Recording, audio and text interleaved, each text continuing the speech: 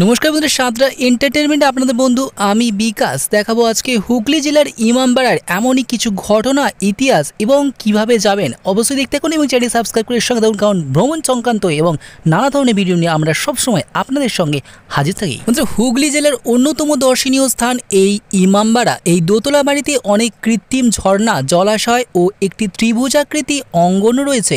তবে ইমামবাড়ার প্রধান আকর্ষণ হলো এর 85 মিটার উঁচু দুটি মিনার বা স্তম্ভ দুটি একটি পুরুষ একটি মহিলাদের ব্যবহারের জন্য সংরক্ষিত। কিন্তু ভাববার বিষয় বন্ধুরা, স্তম্ভ দুটি একটি পুরুষ একটি মহিলাদের ব্যবহারের জন্য কিন্তু সংরক্ষিত।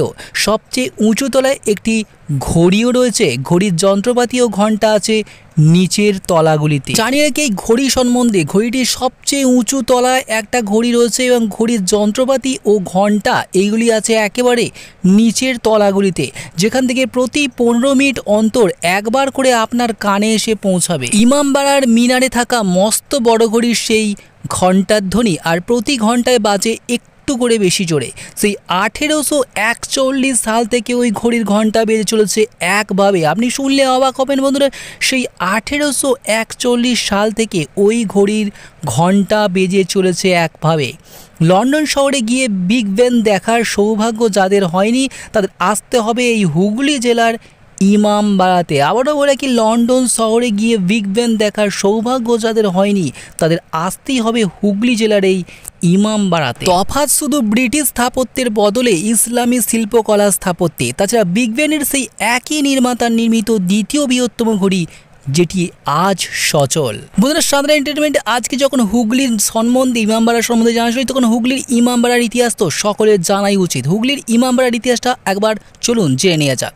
আক্ষরিক অর্থে ইমামবাড়া কথাটির অর্থ ইমামদের থাকার জায়গা, কিন্তু ভারতে এই শব্দে বেশ বড় কোনো হলঘরকেই বোঝায়। শিয়াপন্থী মুসলিম তীর্থ হুগলি জেলার এই ইমামবাড়া শিয়া মুসলিম ধর্মাবলম্বীগণ মহরম উদযাপনের জন্য এটি তৈরি করেছে। 22 বিঘা জমি জুড়ে গঙ্গার তীরে নির্মিত হুগলির ইমামবাড়া। আজও মহরমের উৎসব হয় এখানে, বর্ণাঢ্য মিছিল বেরোয়, প্রচুর ভক্ত সমাগমও হয়। এই ইমামবাড়া প্রথম কবে স্থাপিত হয় তার সঠিক প্রমাণ না থাকলেও বর্তমান স্থাপত্যটির স্থপতি ছিলেন গণিতজ্ঞ সৈয়দ কেরামত আলী। এই ইমামবাড়ার নকশা তিনিই করেছিলেন। হাজী মোহাম্মদ মহসিন, যাকে শুধু হুগলি নয় দূর দূরান্তের মানুষও দানবীর বলেই জানেন, মহাসিনের মৃত্যুর সময়ে জীর্ণ হয়ে পড়েছিল এই ইমামবাড়া।